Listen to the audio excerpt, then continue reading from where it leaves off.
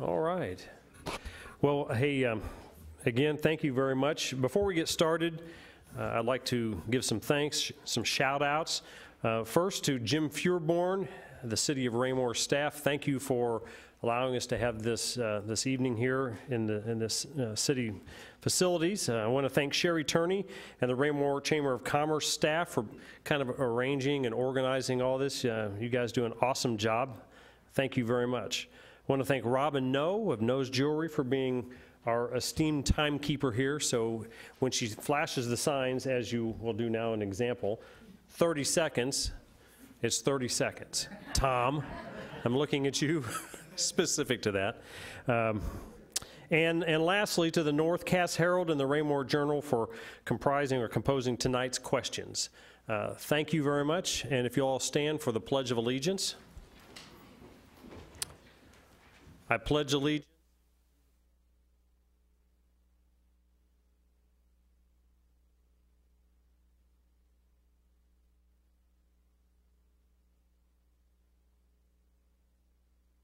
Thank you. You may be seated. So, kind of the rules of engagement here. We're going to have some questions. We're going to start at different places. You each get a couple minutes to answer, and at the end, you get a 1-minute wrap-up. So tonight, first of all, I'm going to introduce each of you. You've presented a bio to Sherry at the Chamber, so we'll introduce you properly. So the very first candidate I'd like to announce would be Reginald Townsend. Reginald Townsend. So Reginald writes, I've lived in Raymore since 2010 with my wife and 2 daughters, Aria, a freshman at Rockhurst University, and Olivia, a student at Raypeck Middle School East. I retired from the United States Marine Corps Reserve after 22 years of service as a chief warrant officer and am currently working as a DOD contractor. I serve as deacon in my local church. I am a member of the Raymore Peculiar Sunrise Optimist Club, and I graduated from Baker University with a bachelor's in business administration. As a council member, I pledge to lead responsibly and be a diligent advocate for the citizens of Raymore and Ward 1. Reginald Townsend. Next, we have Tom Serco. Tom Serco is an Army veteran and a Christian man who is married to his wife Connie of 45 years. He was the owner of a local farmers insurance agency for 19 years. He has been an active Raymore Chamber member since 2001, serving on the board for 9 years, a member with the Raymore Relay for Life and Raymore Peculiar Booster Club. Tom was the Chamber Person of the Year in 2009.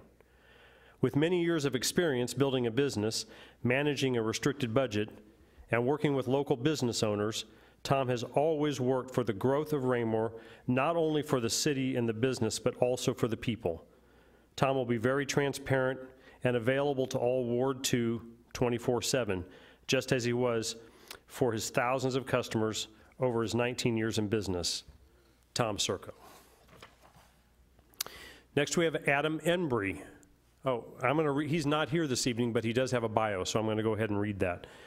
My name is Adam J. Embry. I look forward to having an opportunity to represent the people of our community and any challenges that come our way, so that together we can solve any problems that come up in our community in a reasonable manner. I am a businessman in our community. My wife and I are foster parents. We have been foster parents for 9 years, helping kids in our community. I am a hard worker. With having 6 boys in our house, we juggle it around and make it work because that's what you do as a family, and I am a family man. We can do all things through Christ Jesus, who strengthens us. Adam Embry. Next, we have Lauren Gregory Jones II. My name is Lauren Gregory Jones II. I am married with 5 beautiful children. I've been a resident of Raymore for the past 11 years. I have served on the Planning and Zoning Commission. I am currently serving on the Arts Commission. I've been a participant on strategic groups focused on community engagement and city growth. My decision to run for City Council is derived from my affinity for this city and its residents, as well as my desire to be a catalyst in the next phase of growth for Raymore. Lauren Gregory Jones II. Next, we have Jim Peterman. Jim Peterman has been an area resident for several years.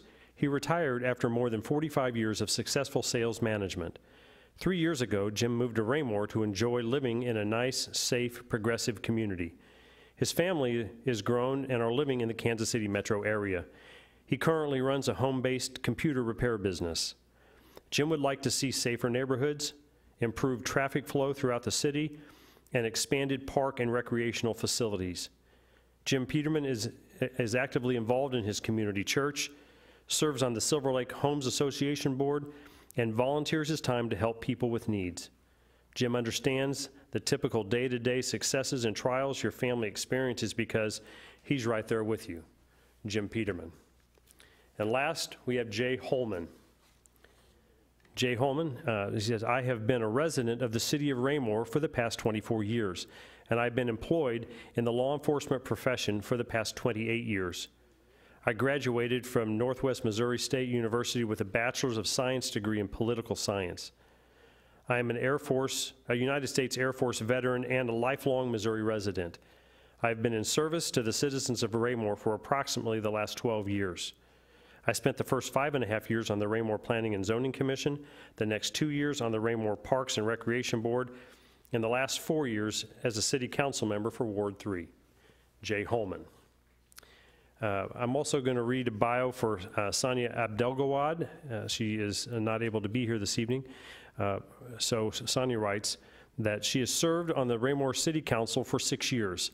Sandra holds 2 bachelor's degrees and a master's degree in education.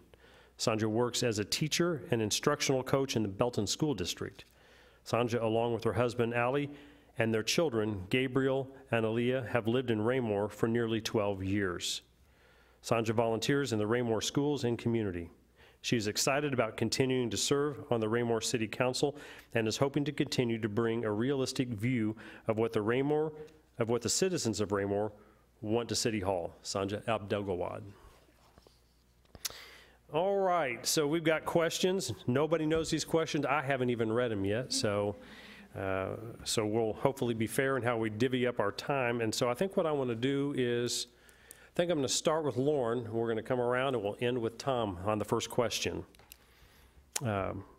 Question 1. Huh? Hang on a second. We're experiencing technical difficulties. Anybody want to sing their fight song while we're waiting? That's right. Isn't silence a little awkward?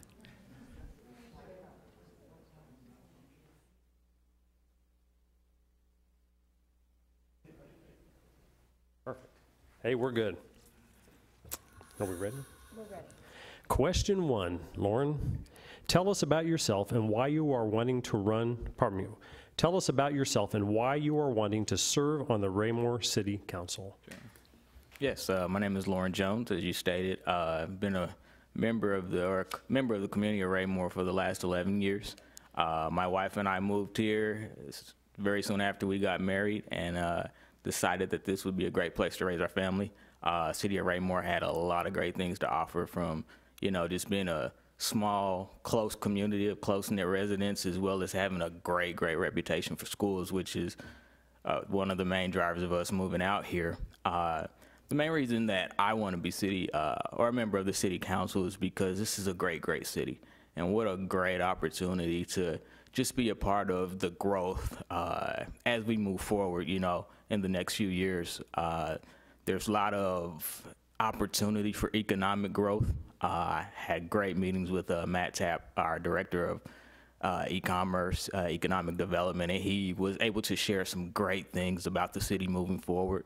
And so, I've had the opportunity to do a lot of great things, been a part of Big Brothers and Big Sisters. So, understanding that even if it's just one person that you help, the impact you can have on that one person. I've served, on planning and zoning, served on the Raymore Arts Commission. We've done a lot of great things as far as, building programs that, our residents, can connect to. Also been a part of, coaching youth sports. So I've been able to connect with a lot of the kids in the community. And last but not least, this is just a great time for Raymore, a great time for us to continue to grow and connect as a community. And so it'd be a great opportunity to be a part of that. Lauren, thank you. Jim. This on, huh? Yeah. Why do I want to be on city council? And tell us a little bit Okay. about yourself as well. So. Jim Peterman, I moved here 3 years ago.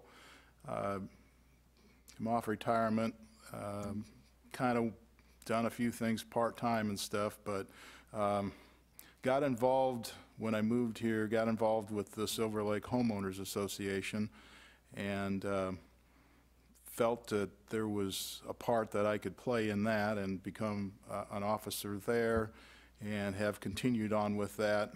I have enjoyed working with all of the group that's on the board there and with the residents. It kind of groomed me into taking interest in the city council. A lot of the questions that we had about, can we do this and can we, you know, or is that our bylaws, or is that actual city city-related items that needed to be. So about 8 months ago, started coming to all of the city council meetings, work sessions and stuff, and enjoyed it so much, the group, and just, I want to be a part of the winning team that they've got going right now. City staff is very strong, good leadership, and it just makes sense to me. I would like to represent the people of Raymore, be the eyes and ears of Ward 2. Jim, thank you. Jay. Brent, I just came because you do such a great job of moderating. It's the main reason I'm here tonight. All right, ladies and gentlemen. Pretty much covered everything in my bio. I've been here in Raymore for about 24 years with my wife, and my 2 boys are both in the school district, one at the high school and one at the junior high at the East Middle School, and been involved in sports programs, the things that pretty much we all do. I really have a philosophy that we all want the same things. We just may have a different path or vision of how we're going to get there. We all want a nice, safe, clean community that offers amenities to us. That's the basic bottom line. And I feel like that the council that I've been on for the past 4 years is really making great inroads towards all of those things. Safety has certainly been a top priority of our citizens for as long as I've been here, as designated by our responses on the citizen survey that we do every year or two. And they also, our police department gets very high marks, so that's something I always want to keep an eye on. I want to continue down the path that we've been on for the past 4 years. We have the beautiful new Centerview building behind us, which provides us an amenity we've never had before. Prior to that, we just had the community building. We're going to be making the improvements certainly up at Hawk Ridge Park with the new amphitheater. The RAC is under construction at Recreation Park. You know, for the first time that I remember, when you come into Raymore now, you know it because there's a difference in the streets, regardless of what other road jurisdiction you're coming in from. Prior to that, the only place that I knew of was leaving Kansas City, Missouri, going into Johnson County, Kansas. So I think things are doing very, very well, and I want to continue to be part of what I think is about to be the exponential growth of the city of Raymore. Jay, thank you. Reginald. Yes, thank you. As my bio also stated, I've been here since 2010. My family and I retired from the Marine Corps here. Reason for that was the family was, our kids in school were blossoming, and we just enjoyed the area. We enjoyed the local family atmosphere that the city offered. And as my colleague has also stated, just the cleanliness and the just overall niceness of Raymore. That was the reason why we decided to call Raymore home. And part of the reason as well that I chose to run for city council my first year. This is the conclusion of my first year on the council, and wanted to continue on that path, continue to serve the city as well. I also participate with the Raymore Optimist Club and also in my local church.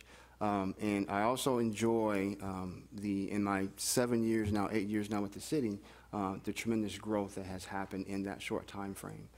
Even following the recession and seeing how just in our development alone, what used to be the holes and lots are now filled in. And you look at all the different developments around the area, how those are starting to fill in as well, and as well as the opportunity that exists with our economic development that is ongoing, and the future that's to come. So I just want to continue to serve and be a part of the development and a part of the future that's going to be Raymore. Thank you. Thank you, Reginald. And finally, Tom. Yes, I guess you can say I built a company here. I've always loved Raymore. I've been a very big part of Raymore, through the chamber and through other events, through the Relay for Life, my company. I've always pursued give and take for the city, for the people, for the schools. I've got 4 of my grandkids who graduated through the school system. I got a few more still here, and I've always been very active. I love the community. We have the best police and best fire situations of people and workers in the state. It's a place with great schools. This is where everybody should want to come. But with all my years of experience in building that insurance agency was very tough, but I built one brick at a time. I learned a lot, and I learned a lot about contracts. I learned a lot about budgeting. I had to learn all these things to make things get better and grow year after year. So I got all these years of experience from trial and error. And there's always going to be losses where you get positives.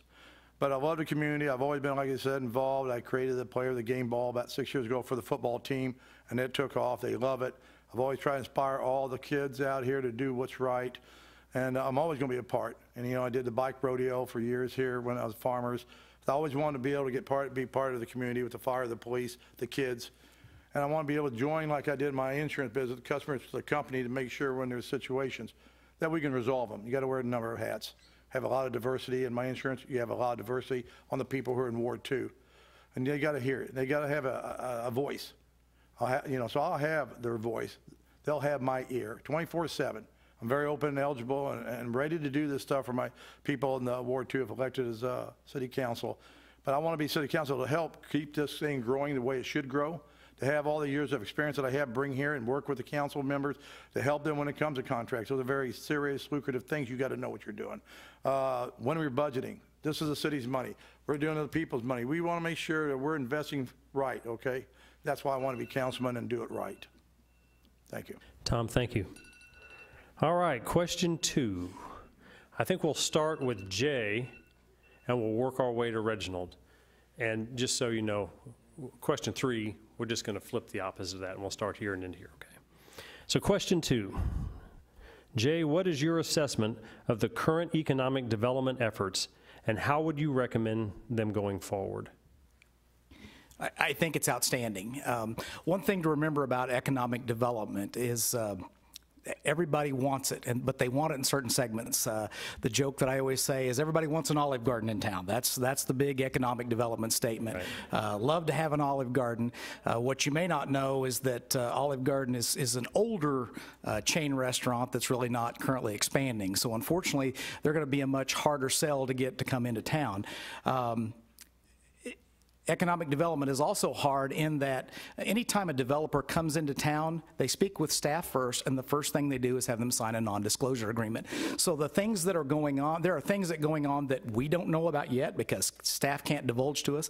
There are things that we know little bits about that we can't divulge to anybody. Otherwise, we jeopardize the potential of that development.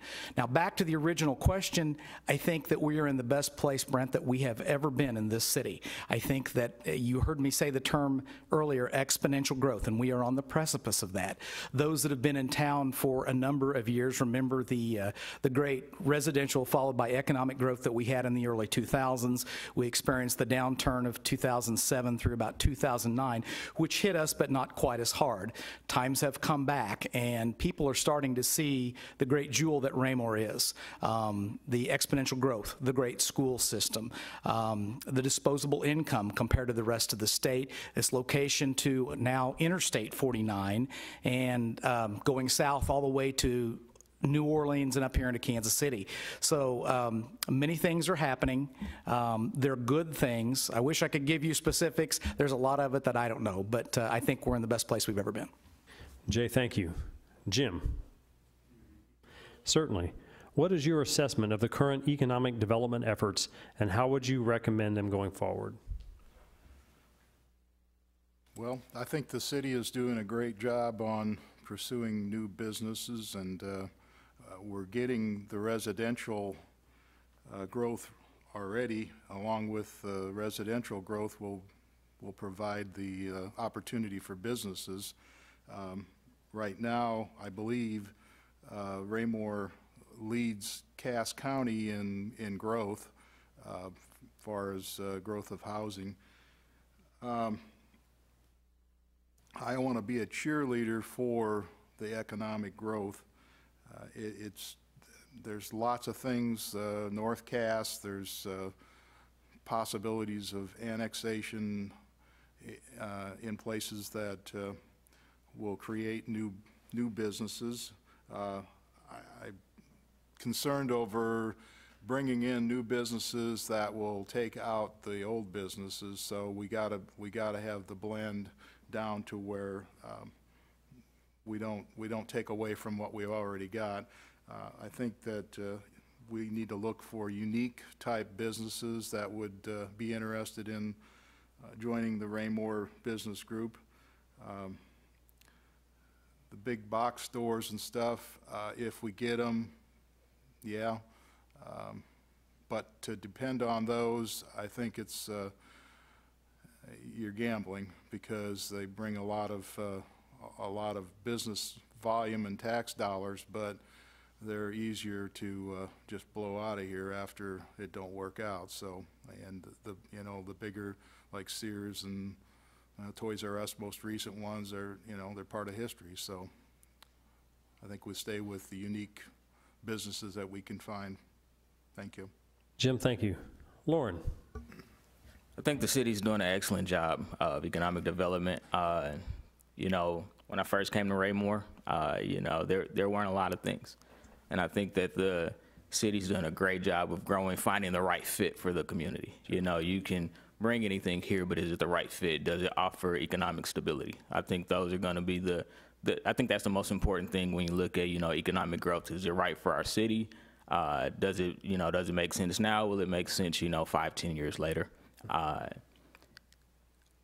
From the standpoint of what needs to change, I don't think there's much that needs to change. I just think we need to continue to keep our pulse on the growth of the city.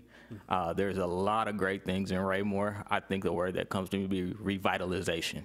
We've got some great areas of Raymore, and we want to revitalize those and say, hey, welcome to Raymore. Once you get past the Walmart, the Lowe's, the Sam's Club, and you start to get into the Foxwood area, what can we say that says welcome to Raymore, and continue to make this area of growth, a place that people want to come here and live. We have a great community.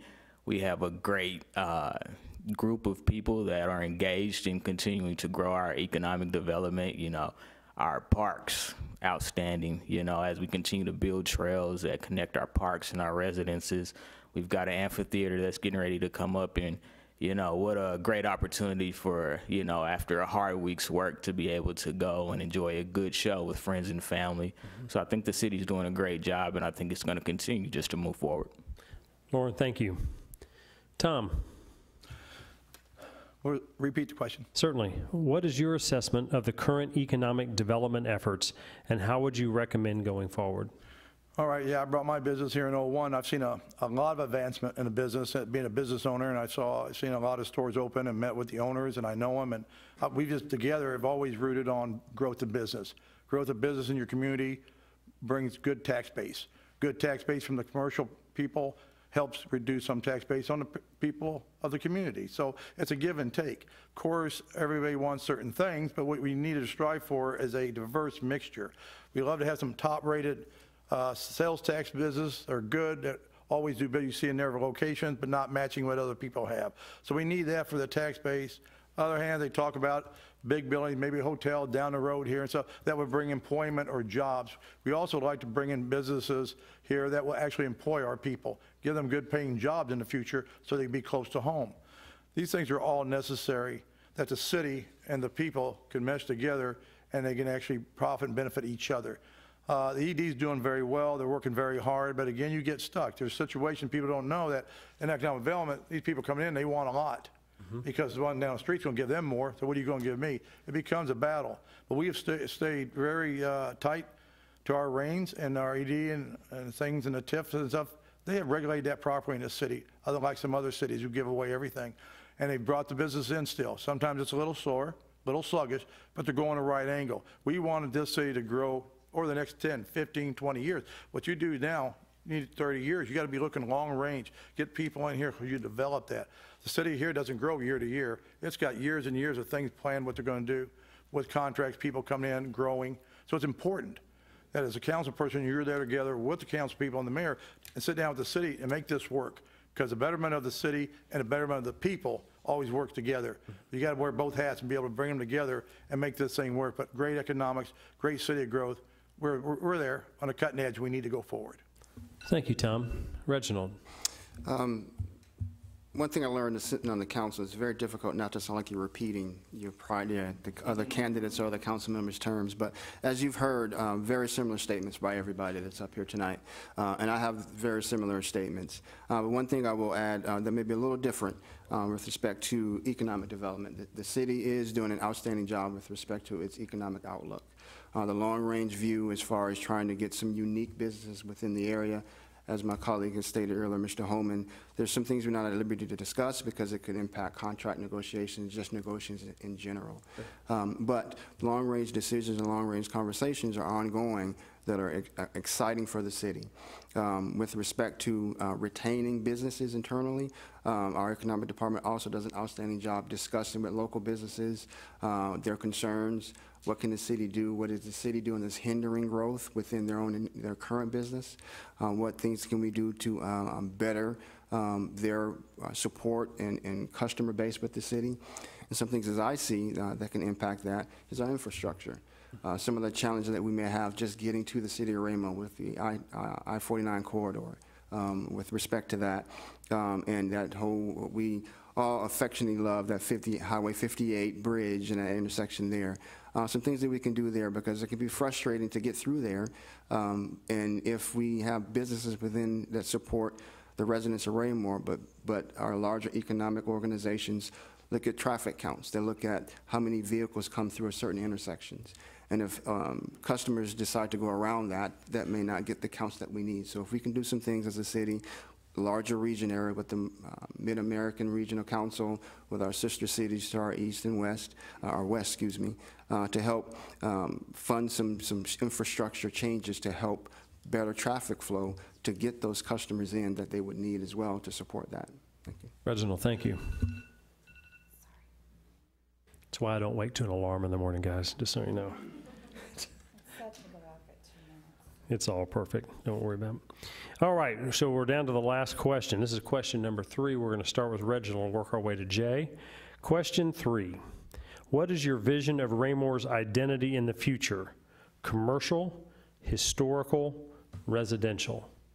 Reginald. The clock. Sorry. It's all right.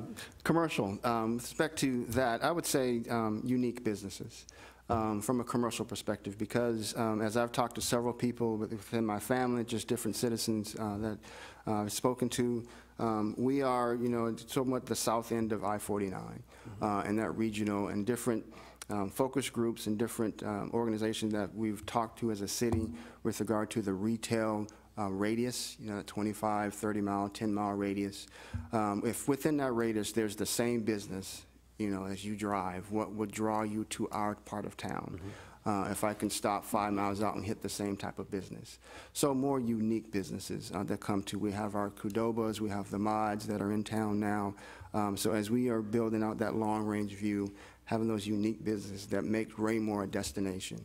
We have the art pieces that are here at the centerpiece of our city and other art pieces that are going on within the area. So having our amphitheater is going to be another unique area. We're going to have an excellent all-inclusive park that we're trying to fund for our Hawk Ridge Park. Those unique destinations that draws more, not just residents, but also consumers to our area. From a historical perspective, emphasizing our history, as Raymore has grown, we're creating history. We've created the art piece that's got another signature piece, as I've stated earlier, and that can be a kind of, as we continue to grow, some more historical pieces to our area. And again, as I said earlier, annexing, my time is coming to an end. With regard to residential, continue to grow in that area as we have some annexation discussions going on, and as other areas show opportunities for more residential communities, whether it be multifamily, single-family homes, as we begin to grow, continue to explore those opportunities. Reginald, thank you. Tom. Well, when you talk about commercial is always a big plus to the cities because, again, the tax base, that's so important. how you handle what you get in. But like you say, you've got stuff in Grandview now, Belton, they're the same thing. You really don't want to go that way. You know, my daughters and wife shop Old Navy over there. But Old Navy is a big store that people really love. You want to grab unique businesses. You want to really work hard, RED people in our city, to grab these businesses and try to get them in here, because it's going to draw from all over, 30 miles, 15, because they're here and the next one's 30 miles away. So we get those unique businesses, the big tax basis businesses that will help us grow as commercial. And always growth is always important to any city. I know I got my wife and a lot of people say, man, we don't want no more growth. You don't understand. For us to be where we need to be the next 20 years, we need that commercial growth. It's part of what we do and have to have. That's the way life is. Residential, we're growing again, leaps and bounds. We're doing so much. But we have 3 reasons: great fire, great police, and great schools. Those 3 things, as long as you keep them grade A and you take care of them, you will draw people from everywhere into community because they feel safe, which is #1 important, schools and education. So you have those 3 commodities now in Raymore, and hats off to them. They are the best fire and police in the schools, I'm telling you. My kids, you know, grandkids graduated. But we need all that. And the people want to come here and bring their families. And they like to be on one side as we continue to do business on another area in a business area, which is good, and not mingle them together. But the residential people are growing, we're doing well, and they'll keep on coming to Raymore because we have that. People hear about Raymore, it's the new Johnson County, Missouri side. They've always said that. So that's also important. Historically, we have history, and we don't have our old downtowns, but you can take your history we know of and still keep things out there with, like you said, where there's statues and different things, signs coming into Raymore, welcome to Raymore, beautification, which you see in Peculiar and Grandview, other things going on all the time. And we have a good history. We just need to bring it back and work through our schools and stuff and our businesses to do that. It's very important that we stick together. Tom, thank you. Lauren. Thank you. From a commercial standpoint, you know, we have the North Cass exit just, you know, right up the road. I think that will be a great opportunity to create for job creators. You know, I think as we continue to move and to grow, we need to make sure that not only do we have, you know, a place that people can call home, but there's also a place that people can just go right up the road to work, that our kids can come back after they've done their 4 years of college and have an opportunity to come back home and have a job ready for them. Of course, unique businesses are always going to be important. You don't want the same thing that is just down the road. You want to make sure that your post is not only on what's not close to you, but also what fits for the residents of your community. From a residential standpoint, we've got great residents. So what that means is that as our residents go out to work and things of that nature, they're going to talk about Raymore. So great residents breed more great residents. So people, you know, that just means that people are going to want to keep coming to Raymore. You know, new people are going to want to say, hey, you know, let's drive through, see what it offers, and maybe that can be a place that we call home for our family, or something we can just, you know, call home for ourselves. From a historical standpoint, we're making history every day in Raymore. You know, as we continue to grow, our history continues to grow. And so, you know, the statues that we offer, you know, around the town that people can see and kind of grab a piece of our history is important. I think it's important for us to continue to find ways to grow our history, not only grow our history, but to display it and to let, you know, not only our residents know, but also the people outside of Raymore know that we're a strong, proud community. Thank you. Lauren, thank you. Jim. You to repeat the question, please. Yeah, absolutely. What is your vision of Raymore's identity in the future? Commercial, historical, and residential. Okay, commercial. We need the taxes, obviously, from the businesses. We got to be careful with the blend of big box stores versus the unique stores that we're looking for. You know, we don't want to lose what we've already got, but we also need to go out and reach out and find something different. Unique ones, entertainment, we could sure use something for entertainment in the area. Movie theaters, you know, we've got over across the way, but there's definitely some different opportunities there. Residential, we're doing great with residential, and the more roofs that we have going up, the more tax dollars we get, and that means more support to our local businesses. So that's that's going good out of everything that we're doing. The growth in residential is funding the rest of our, or fueling the rest of our program. Historical, I agree with my counterpart here.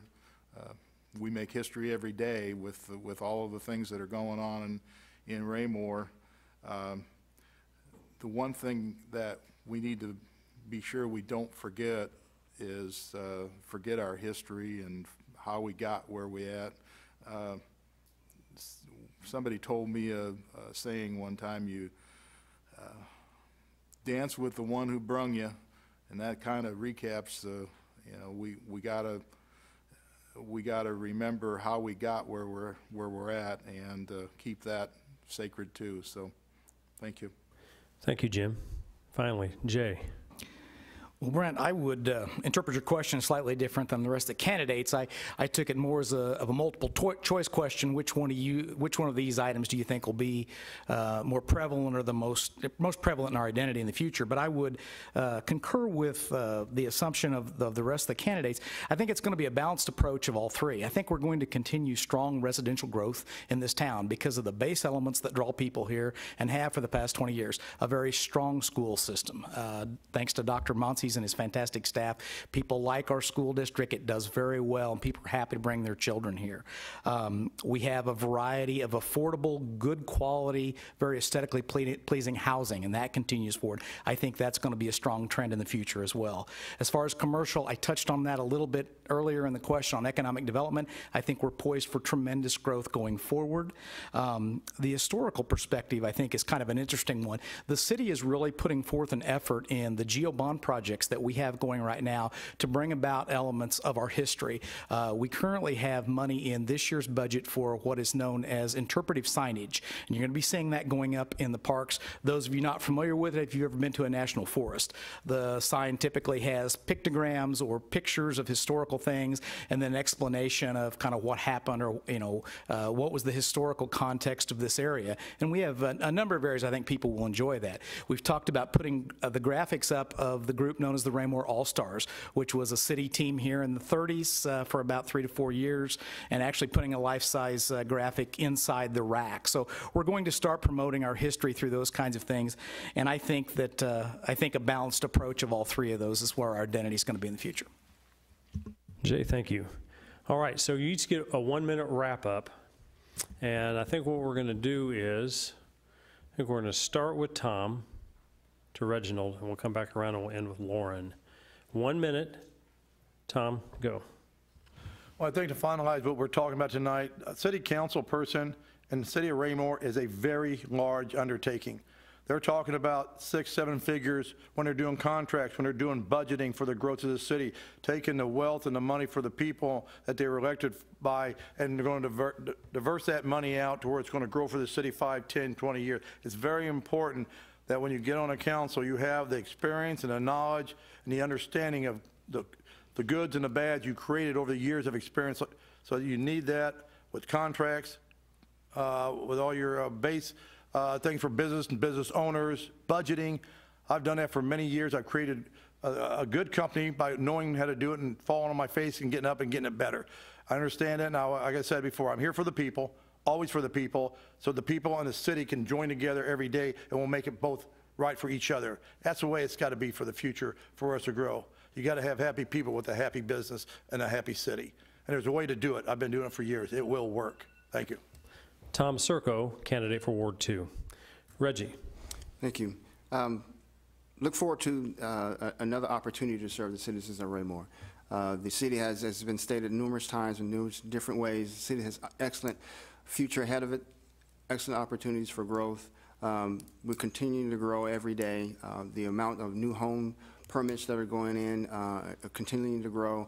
The business opportunities, our school district, as has been said several times, is an outstanding opportunity for those who are looking to call Raymore home, whether it be as a resident or a business owner.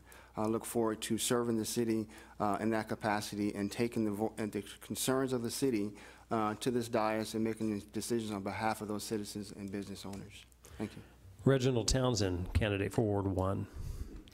Jay Holman. Well, Brent, I want to thank you. This is the third time rather, I've been through this. I think you do a fantastic job. You have an excellent voice, very articulate.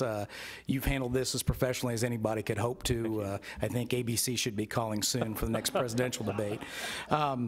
You know, I've got a face for radio today, so you know. Neither Mr. Townsend or I have an opponent, so I'm not going to put a lot of stuff out there about why you should vote for me. I'm just hoping I can avoid the loss to the elusive Mickey Mouse in this election. But I would agree that the city is in a great place, and it gets better all the time. We have a fantastic staff. I believe that we are on the precipice of becoming a major competitor with the city of Lee Summit, a city of that size, within the next 5 years.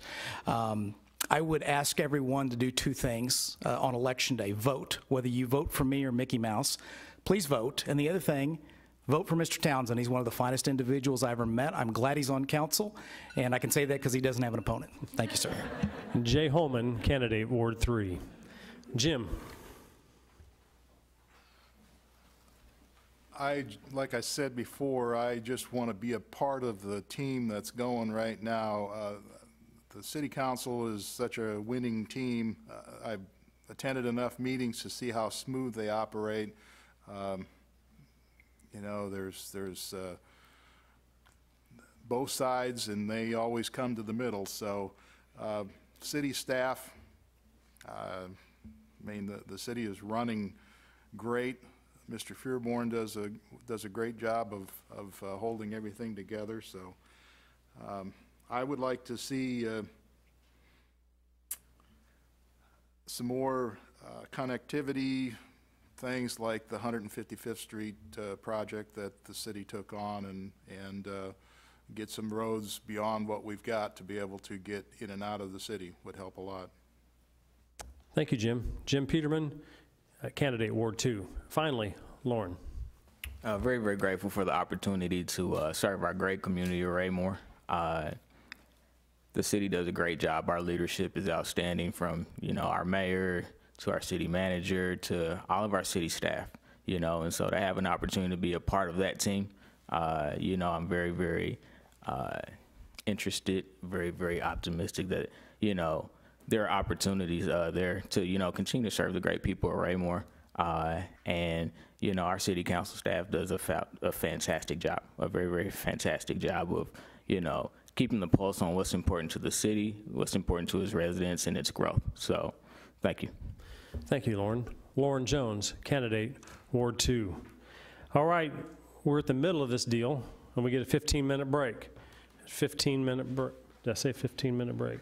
So, anyway, if you can come back within 15 minutes, and I look forward to having you back. Thanks.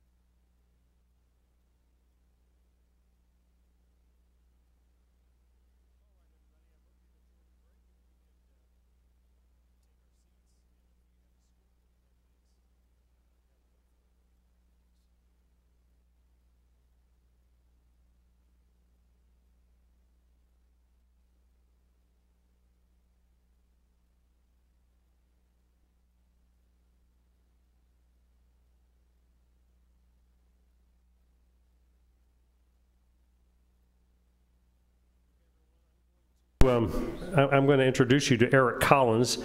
He's a partner and founder of Collins & Jones, the law firm over here in Raymore.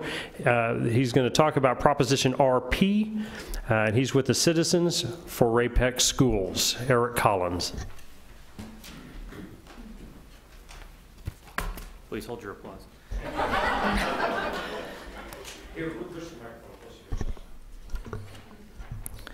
Thank you, Brent, and thank you for accommodating my idiosyncrasies that made me feel better about speaking out to the crowd than with my rear end to them. And thank you for the rework on the set. Good evening. As Brent mentioned, I'm Eric Collins, and I'm the chair of the Citizens for Ray-Pec Schools Committee. I'm also a property and a small business owner in the district, and I'm a proud parent of a 6th grader and a sophomore in the district. I want to thank the Raymore Chamber of Commerce for hosting this forum and for providing me an opportunity to speak in support of Prop RP, a net 45-cent levy increase benefiting the students and staff of our district.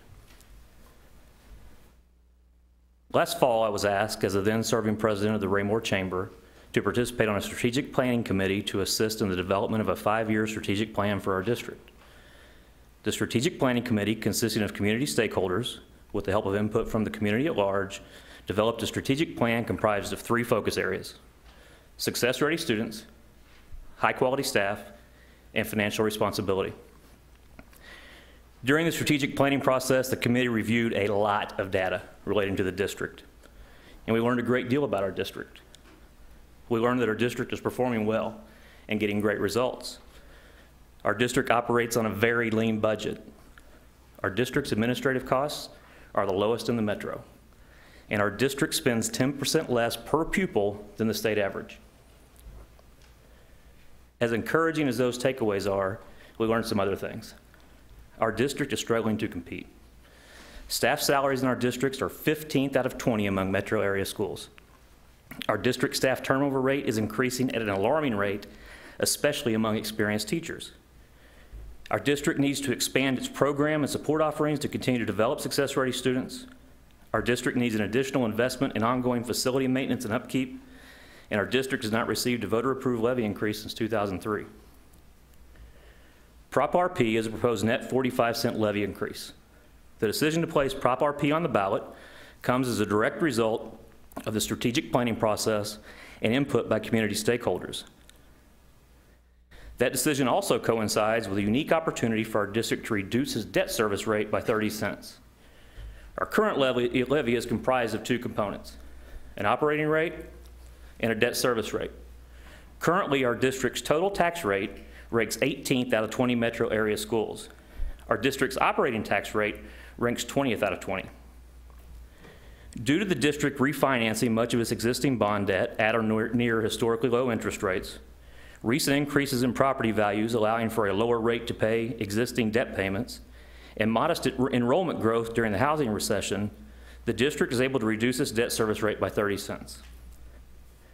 While statutes prohibit ballot language reflecting that Prop RP is a net 45-cent levy increase, the net effect of the 30-cent debt service rollback coinciding with the proposed 75-cent operating levy increase will result in just that, a practical rate of increase of only 45 cents.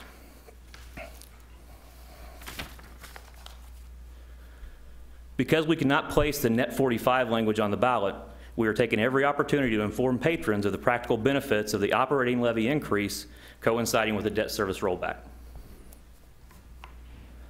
Upon approval of Prop RP, our district's total tax rate will still rank 14th out of 20 among metro area schools.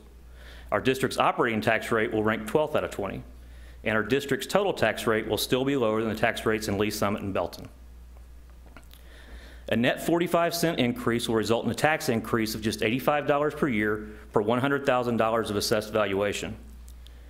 For a home valued at our district median, $190,000, a taxpayer would see an approximate increase of $162 a year or $13.50 a month. We've addressed the genesis of some of the mechanics of Prop RP. Let's talk about the use of the funds.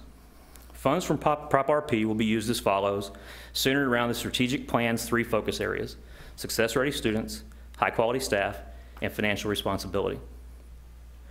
20% of the funds from Prop RP will be devoted to success-ready students, providing hands-on learning opportunities expanding our district's science, technology, engineering, arts, and math programs, providing mental health supports and interventions to reduce achievement gaps.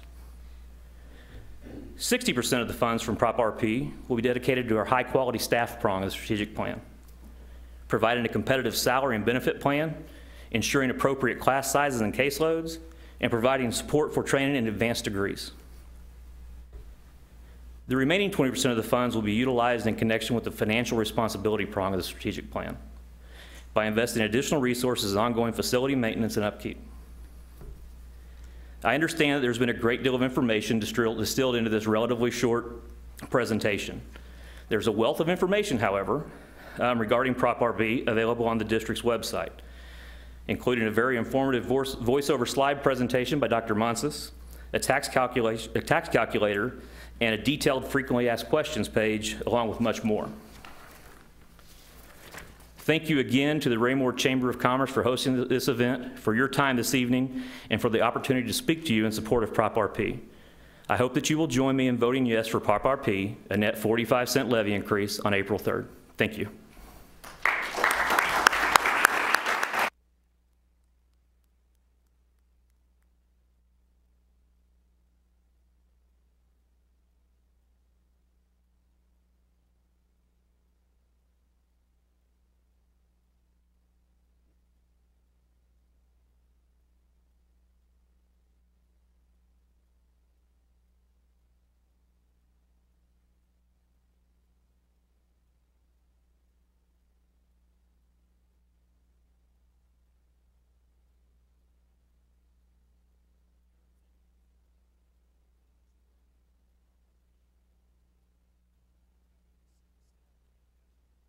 But I certainly can, and I'm going to say the reason why our city is in the place that it is partly due to the fact we have phenomenal schools. Please vote for Prop RP. All right, speaking of schools and great schools, you can't have a great school without a great school board. So I want to thank each of you for signing on the line to say that you'd like to be part of something that's been strong in our community. And I know that you've each turned in a bio, so I'm going to take a second to introduce you properly. Hang on one second here. First, we've got Paul Bertoloni. Is that correct? Paul Bertoloni. Paul Bertoloni works for the federal government as an information technology manager. His career has been centered on leading people, and he has dedicated himself to a life of public service.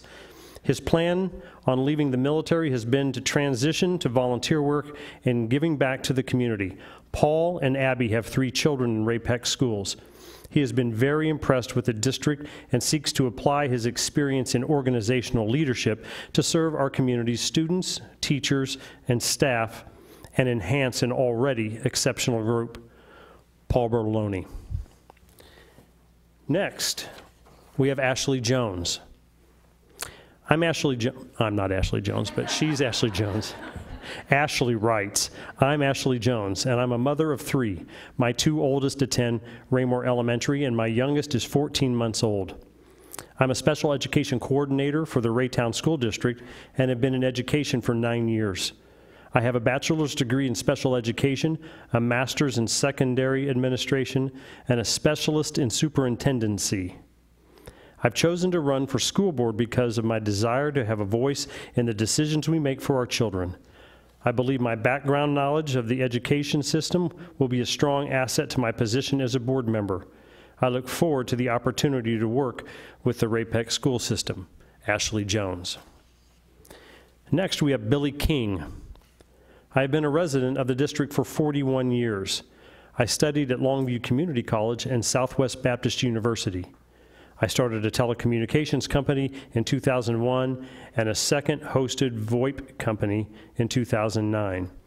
My family is my life. My wife Robin and I are both Ray-Pec graduates. We have 4 kids, Byron, who's a junior, Brecken, who's in the 8th grade, Rogan, who's in the 4th grade, and Brecken, or Bruin, I'm sorry, Bruin, all these B names, anyway, who's in 2nd grade. So 4 kids from 2nd all the way to junior. If I'm not working, I'm with my wife and kids. Billy King. I know his kids, I just couldn't read. Anyway. We have Will Manda. Will Manda was born and raised in Pleasant Hill. After graduating, he attended Iowa State, where he received a degree in horticulture. He has worked for Rose Hill for 15 years as an operations manager and landscape designer. Will and his wife, Susan, moved to Raymore in 2006 and have enjoyed raising their 5 boys in this community. Will currently serves as a member of the board at Manna Fellowship Church. He is an Eagle Scout and serves as a den leader and volunteer for Boy Scouts. He coaches soccer through Parks and Rec and enjoys spending time with his family. Will Manda. And finally, we have Joyce Noah. I have lived in the Raymore Peculiar School District for a total of 31 years, where I graduated in 1984. I have 3 boys who currently attend the high school and East Middle School. I have been married to my husband, Bruce, for 18 years. I served on the Policy Council for Mid-America Regional Council for Head Start and traveled to Orlando and Washington, D.C. for training and advocacy. I've been an active member of the PTA for 11 years now, serving in various board capacities at Timber Creek, Eagle Glen Intermediate, East Middle School, and the RP Council of PTAs. I have also been privileged to volunteer on many committees within the district, such as class size, wellness, strategic, boundaries, etc. Joyce Noah. All right, just like your counterparts that were running for city council, we're going to have 3 questions. You have 2 minutes to respond. Robin will hook you if you go a little long, so we don't want that to happen. And what we're going to do is we're going to start with Joyce's first question, and we're going to work our way to Paul. Is that all right? Here we go, Joyce. Question 1. Tell us about yourself and why you are wanting to serve on the Raymore Peculiar School Board. Joyce. Hi, my name is Joyce Noah, and I am a graduate of Raymore Peculiar High School and have lived in the community since 1974. Brief years there, I moved to Grandview, but when my boys were old enough to enter school, I wanted to get out of the Grandview School District, and when we were looking at homes, I really wanted to come back to Raymore. And we moved over in the Cumberland Hills School District, which is Timber Creek Elementary, and right away I wanted to get right in and get involved. I wanted to be involved in the schools, and I still want to be involved in the school. It's a great school district. We have great administration. We have a great school board, a current school board, and I would love to be a part of that. Joyce, thank you. Will. My name's Will Manda, like the bio said. I have 5 wonderful boys, and you know, I really feel like I have a true vested interest in the education, you know, not only their education, obviously, but really the education of each and every student in our district. I'm very active in sports and, you know, coaching soccer, and really just I interact with the parents and I see the kids, and, you know, I feel like I really relate well, you know, in those aspects. You know, I moved here a little over 11 years ago. We lived in Kansas City, and, you know, we kind of moved around, and our realtor was showing us houses in Kansas, and I just wasn't very happy. And, you know, my wife said, you know, what's the matter? And I said, no, I want to live in Missouri. And really, I wanted to live in Raymore because of the schools. And it's just something that I've grown up very passionate about education. My mom, my grandfather, my great-grandfather, all, you know, very involved in schools respectively. And it's just a way for me to continue to be involved, to give back, and it's really something that I do care about. Will, thank you. Billy. I'm Billy King. Hey, I'm sorry. There we go. Thank you very much. I'm Billy King. She gets credited with an assist, by the way. So, I've lived in the district for 41 years. My wife and I both graduated from Ray Peck, 4 kids. I have a very large family. I have 3 sisters, 2 brothers. Between us, we have 18 kids. We've had a direct family member, either brother, sister, or one of our kids in the district since 1976, and currently have kids in the district now. My sister Jennifer was on the school board in the late 90s. I donate time as a coach for football, soccer, baseball, wrestling. I was a high school wrestling official. I also donate time to the Watchdog program in the elementary schools, where it promotes dads and father figures in the schools. I've been here a long time. A lot of people know me. A lot of people in the community know me. And I feel that people and staff would feel comfortable to share ideas and concerns that I could take to the board. So, Billy King. Billy, thank you. Ashley. Hi, I'm Ashley Jones. As my bio stated, I have been in education for the last 9 years. I moved to Raymore specifically for the school district. My now 10-year-old was getting ready to start kindergarten, and we needed to make a decision quick of where we were going to live, and I immediately knew that this is where I wanted to be. Being in education, you're alert and you're familiar with what the school districts offer, and so that's why I wanted to be here. Since my oldest starting in kindergarten, I now have a 4th grader. He's in 4th grade, and I have a 1st grader as well at Raymore Elementary. And my husband and I have just been both very involved in our kids' education. We attend Culver's night, and anything that involves food my kids want to go to. So we're always at some type of night that they have.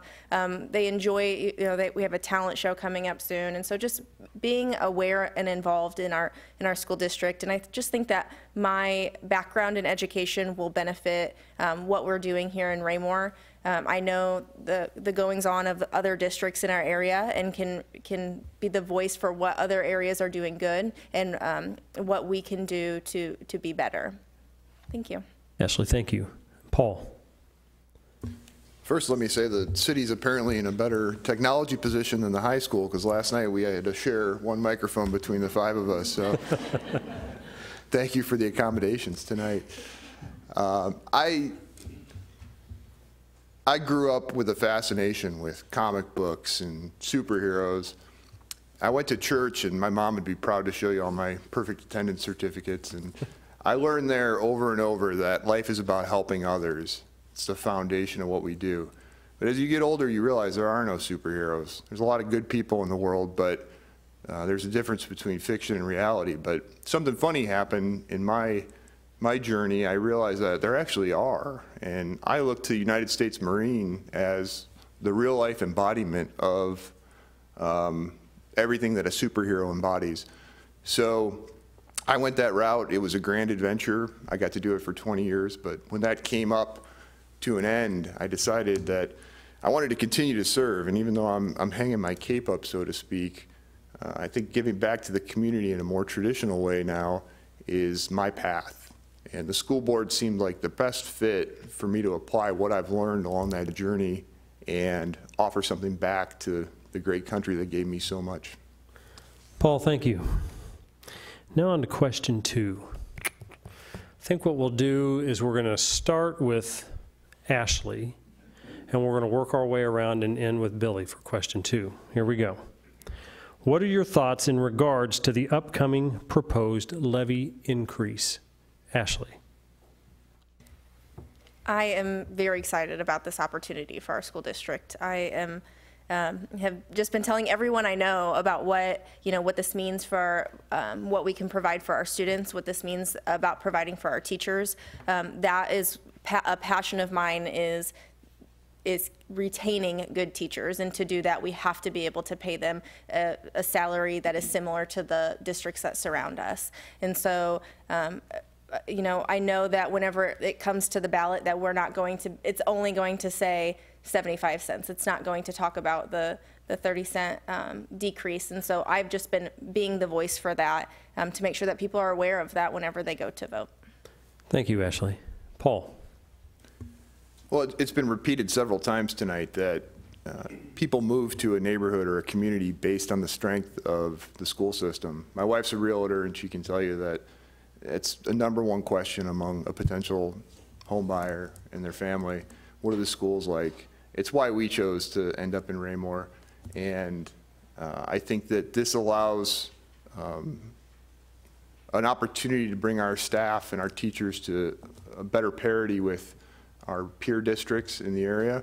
And I think we've asked our our certified staff especially to do a lot with a little for a long time, and it's time to make that up to them, and this is a big step in the right direction. Paul, thank you. Joyce? Yes, I am for the Prop RP. I'm a big advocate for it. I have a sign in my yard, even though I live in a cul-de-sac, so not many people come back in our cul-de-sac unless they're making a wrong turn, but I have a sign in my yard. I am all for keeping and maintaining our current staff, our wonderful staff that we have, with the 5% increase in salary. Also, getting out there and recruiting new teachers and looking for a good school district to come to teach. Giving them continuing training, getting our buildings, the upkeep on our buildings, our fabulous school buildings that draw people into the community. And then getting more programs and continuing programs like STEAM and robotics for the students and other activities for our students. And all of this will help with passing of the Proposition RP. Thanks, Joyce. Will? Joyce copied my notes for the record. No, I think, like Tom and all the city council, members expressed, police, fire, and education. And, I feel like we've done a lot with a little, and man, what can we do with a lot? What can we accomplish? So, first and foremost, it was, kind of talked about last night, teacher retention.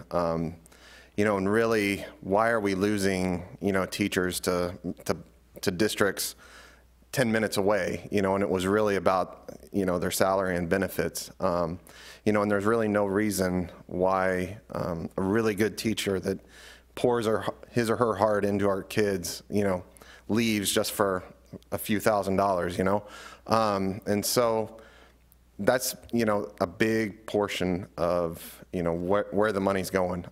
Also expanding programs, like Joyce said, STEAM and the robotics clubs, and, just not only that, vocationally too, really preparing each and every kid for a successful life, whether that's college and technology route, vocation, trade, carpentry, plumbing, just really trying to teach the kids everything that we can just to make them successful. Facility maintenance, and upkeep. I've talked to Dr. Fellhauer at Creekmore multiple times about doing outdoor classrooms and, just really trying to broaden, what a kid can learn in a day, and just about nature. There's so many things that Scott Dobson wants to do with facilities that we talk ideas back and forth, and just, the possibilities are endless if this passes, and I really hope it does. Will, thank you. And finally, Billy. Totally for Prop RP. I believe this is the first increase since 2003, and I haven't heard, and I've asked around, we really haven't seen any organized opposition against this. I think everybody knows that this is something that the community needs. And we've got a flagship school, and it's a great thing, and everybody wants to be a part of it. And if you keep the teachers happy, you keep the funding up, people around in other communities are going to want to come here. They're going to jump on this ship and be a part of this great program.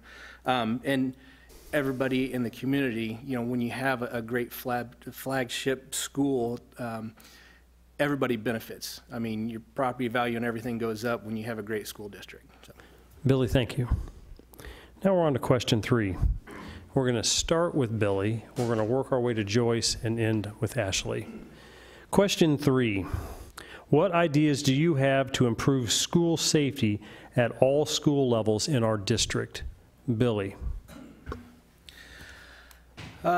School safety, and somebody said this last night, if you had the answer, you'd be a millionaire. You really need, I like I really like the Watchdog program.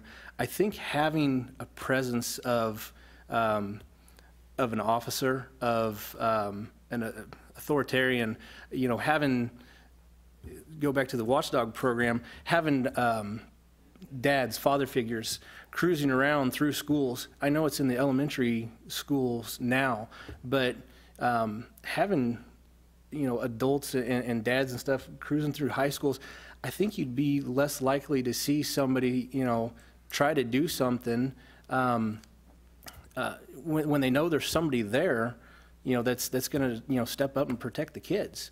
I mean, if it's out of sight, out of mind, you know, people think they can do what they want. So that's my answer. Thanks, Billy. Will? I think safety for kids, first and foremost. You know, as a parent, we watch our kids go off, ride the school bus to wherever they're, you know, whatever school they're going to, and, you know, 3:30, 4 o'clock rolls around, and we expect to see them get off the school bus, come in and eat an apple or, you know, watch the TV. You know, so we really care about what goes on, but I think it's more than just, you know, firearms and, you know, mass shootings, which is horrible, and we see, you know, it seems like every day we hear something about that. But, you know, I think it's also about each and every kid feeling safe within that environment, you know, whether it's bullying or, you know, fighting or, you know, there's so many different aspects. And, you know, so I've really taken heart to this. You know, I've met with a school administrator, I've met with some parents, you know, about what we can do just to make each and every kid feel safe. And, you know, I think Billy just alluded to it a little bit ago, but, you know, some of the ideas parents were throwing around was expand the Watchdog program into the middle school and high school, and just get parents to, you know, kind of back in the day, we had hall monitors that wore the sash around, you know, you know, maybe not give the parents that, but just kids, I think, look up to that, you know, and not necessarily just teachers. I think kids feel safe, you know, when they just see an adult presence around. You know, I think getting, you know, I don't know if we do need police, and, you know, it's just more education of what responsibilities, I guess, teachers, administrators, and public service people have, you know, when it comes to the true outside hardening, I guess, of each school we have. So that's it. Thank you, Will. Joyce? Well, I had this question asked of me last night by a parent who was concerned, and so I did some research on this myself today. But we have 3 SRO in our district that is paid for by the district, which are at the high school and at the East Middle School. And then, but, you know, it's like we were talking, Dr. Pendergill and I were talking, to have one at an elementary school, they would probably be really bored all day long. But at the high school, they are very needed. I mean, we have students coming in and out, going to tutoring. We have them going to the VOTEC. We have, you know, just kids coming in and out all day, and they need that sense of security also. And as parents, we need to know that sense of security, that they're protected there also. But it's nice to know that there are the SRO there to protect our students. And I also feel that with Raymore and Peculiar Police Department, they're on task and they're prepared for anything that would happen at any of our schools, and they would be right there to protect anyone. But I mean, I felt a lot more comfortable, and I was able to answer that parent's question that she approached me last night with today. And she felt a little bit more comfortable and was asking me, well, if this levy passes, will we get more SRO, you know, in our schools? And I said, well, it could be a possibility, so. Joyce, thank you. Thank you. Paul? Student safety is hugely important to me, right side by side with education. I'll tell you what won't fix it: another professional development class, or a whiz-bang system, or something that you buy that now you have to maintain. These are things that I keep hearing repeated throughout media and the community. And I think the answer isn't adding something to an already full bucket. It's changing the culture and working in what's effective and what's proven effective into your existing framework. There are insider threats in the school and there are outsider threats. The shootings, and God forbid another one doesn't happen, and God forbid it happens here, those are big news and terrible tragedies, but it's statistically far more likely that our students are going to be approached from a threat on the internet, a threat from a wrongdoer within the school or the community, and those are the types of things that we have to put on equal footing and work in education for the students on how to deal with those and what their avenues are to combat them.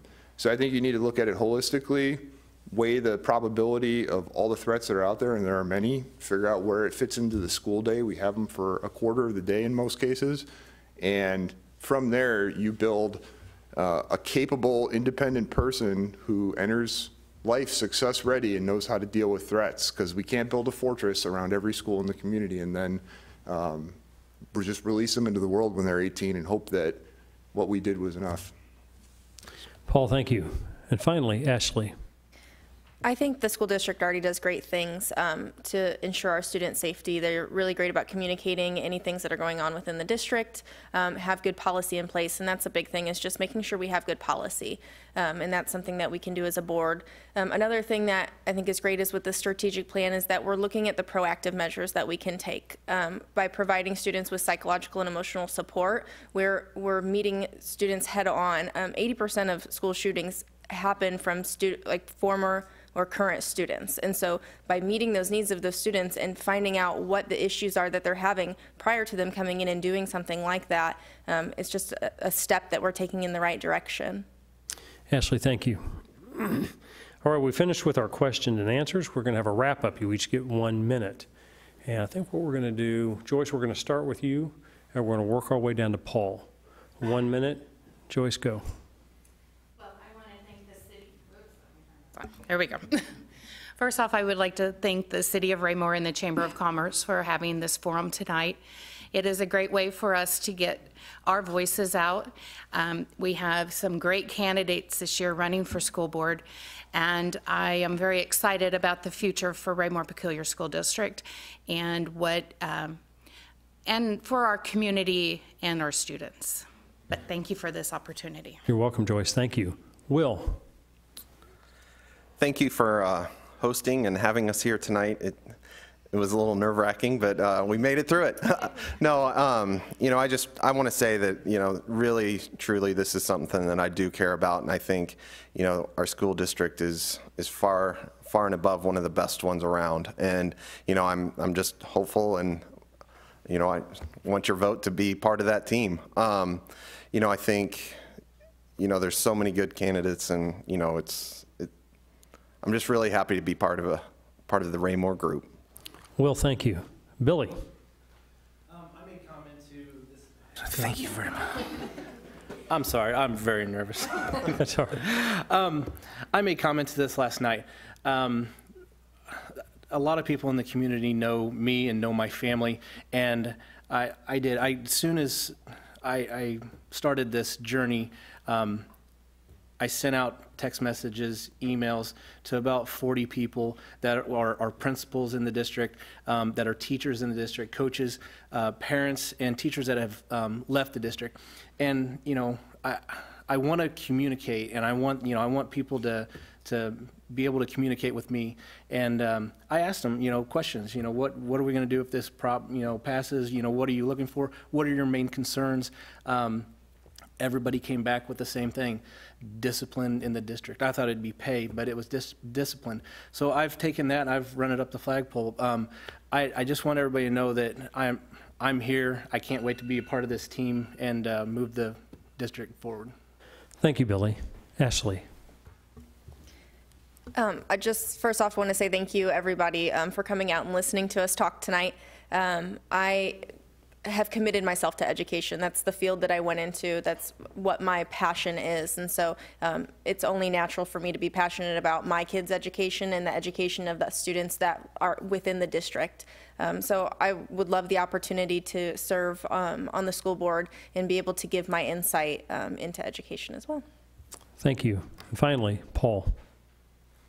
Likewise, thanks to everyone for coming and to the city for hosting this and the Chamber of Commerce. I'll address one thing that's come up with me personally. Several people have commented that I didn't grow up in Raymore, and I say that's a true statement. I'm from the Great Lakes Midwest and landed here by way of a military career, but I won't argue the value of having a local perspective, but I'll also add that the perspective that you can bring in, having seen a lot of different corners of the world and a lot of different places, can bring its own value as well. Personally, I just want to serve, just like a shepherd watches his sheep, just like a guard dog guards the house. I can think of no better way to be a part of the community than to continue to serve on the school board. Thank you. Paul, thank you. I'd like to give a round of applause to every one of you for signing up.